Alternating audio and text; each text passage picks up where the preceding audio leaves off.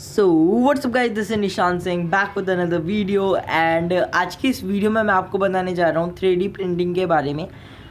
और ये वीडियो आपको 3D प्रिंटिंग के बारे में पूरी एक्सप्लेनेशन वीडियो होगी। इसके बाद जो वीडियो आने वाली है उसमें मैं आपको बताऊंगा कि आप जब 3D प्रिंटिंग ऑब्जेक्ट ख़राब हो जाते हैं तो आप उसे कैसे ठीक कर सकते हो, या फिर ऐसी कौन सी सेटिंग्स डाल सकते हो जिससे कि वो एकदम बढ़िया परफेक्ट अच्छे से निकल के आए। सो आज की वीडियो हम स्टार्ट करते हैं। जो हमारा फर्स्ट टॉपिक आता है कि 3D प्रिंटिंग के बारे में, तो पहले मैं आपको एक हल्का सा डेफिनेशन बता देता हूँ 3D प्रिंटिंग के बारे में। 3D प्रिंटिंग एक ऐसी चीज़ है जिससे कि आप अपनी वर्चुअल चीज़ों को लाइक जो आपके मन में होता है वर्चुअल रियलिटी को एकदम रियलिटी में फॉर्म कर सकते हो। अपनी माइंड के क्रिएशंस को एक्चुअल अपने सामने प्रेजेंट पा सकते हो। 3D प्रिंटिंग इंडिया में अभी इतनी ज़्यादा अवेलेबल नहीं है, बट मेरे स्कूल में 3D प्रिंटिंग की आ चुकी है। तो मैंने काफ़ी हफ्तों से उसे यूज़ कर रहा हूँ और मुझे काफ़ी ज़्यादा नॉलेज हो चुकी है उसके बारे में। So that's why I am making this video. 3D printing जैसे कि आप अपनी स्क्रीन पे देख सकते हो, मैंने अपनी 3D प्रिंटेड ऑब्जेक्ट डाला है। और मैं बता दूं तो ये काफ़ी ज़्यादा अच्छी क्वालिटी के होते हैं, लाइक नॉर्मल प्लास्टिक के तरह होते हैं। लेकिन अगर आप सोच रहे हो कि आप 3D प्रिंटिंग को इंडस्ट्रीज़ में यूज़ करोगे, लाइक उससे खूब ज़्यादा सामान वगैरह बनाओगे और उसे सेल करोगे, तो मैं बता दूं आप 3D प्रिंटर बिल्कुल भी मत लेना उस चीज़ के लिए।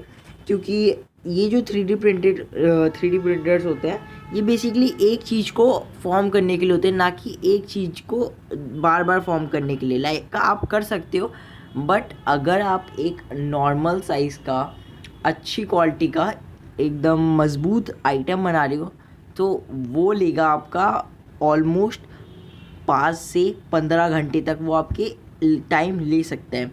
और अगर मैं इंडस्ट्रीज़ की बात करूँ तो आपको प्रोडक्ट जो होता है वो काफ़ी ज़्यादा जल्दी सप्लाई करना पड़ता है, ज़्यादा क्वांटिटी में बनाना पड़ता है। सो 3D printing can cause time wastage. और हाँ, अगर आपके पास थोड़े ज़्यादा पैसे हैं जेब में, तो फिर आप काफ़ी ज़्यादा 3D प्रिंटर खरीद के एक ही चीज़ को प्रिंट कर सकते हो, बट मेरे को नहीं लगता कि वो वर्थ होगा। और 3D प्रिंटिंग जो होती है बेसिकली ये काम आसान करने के लिए आई है।